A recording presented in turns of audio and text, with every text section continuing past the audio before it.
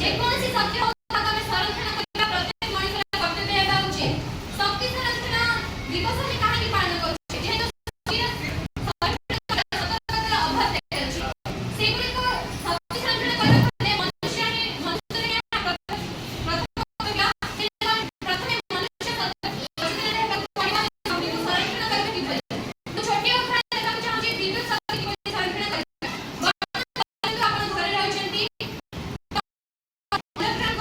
ଜଳକୁ ସଂରକ୍ଷଣ କରିବା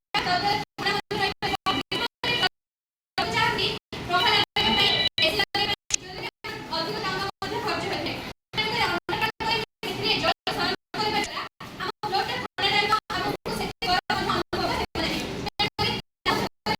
ଯଦି ଗୃହର ଛାତ ଉପରେ ମଧ୍ୟ ଜଳ ଅମଳ ପ୍ରକଳ୍ପ କରିପାରିବା, ଯାହାକି ବର୍ତ୍ତମାନ ରାଜସ୍ଥାନରେ ଲାଗୁ ହୋଇଛି। ଖୁସିର ବିଷୟ ଏହା ହେଉଛି 1966 ମସିହାରେ ପ୍ରଥମ କରି ବେଙ୍ଗାଲୁରୁ ଠାରେ ଏରୋନଟିକା ଲ୍ୟାବରେଟୋରୀରେ ଆମର ବିଦ୍ୟୁତ ସଂରକ୍ଷଣ ଦିବସ ପାଳନ ହୋଇଥିଲା। ସେଥିରେ ଭାରତର ଅନେକ ଲୋକ ପୁରସ୍କାର ମଧ୍ୟ ପାଇଥିଲେ। ଯେହେତୁ ଭାରତର ଅନେକ ଲୋକ ପାଇଛନ୍ତି, ଭାରତର ପ୍ରତ୍ୟେକ ଲୋକ ମଧ୍ୟ ସଚେତନ ହେବାକୁ ପଡ଼ିବ ଏବଂ ଲୋକଙ୍କର ଯେଉଁ ଆଶା ବିଶ୍ୱାସ ରହିଛି ଯେ ଭାରତର ଲୋକ ଏତେ ଆଗ୍ରହୀ, ବିଶ୍ୱାସୀ, ସାହସୀ, ଏହାକୁ ବଜାୟ ରଖିବା ଉଚିତ। ଏହି ଜବର ସମସ୍ୟା ଯେଉଁ ରହିଛି ସରକାରଙ୍କର ଆଦେଶ ଅନୁସାରେ ବିଦ୍ୟାଳୟରେ ପ୍ରଚଳିତ ହେଉଛି। ତେଣୁକରି ଆମ ବିଦ୍ୟାଳୟର ପ୍ରଧାନ ଶିକ୍ଷକ ମୋହନ କୁମାର ନାୟକ ସାର୍ ଏବଂ ବିଜ୍ଞାନ ଶିକ୍ଷୟତ୍ରୀ ଯିଏକି କି ଭାବରେ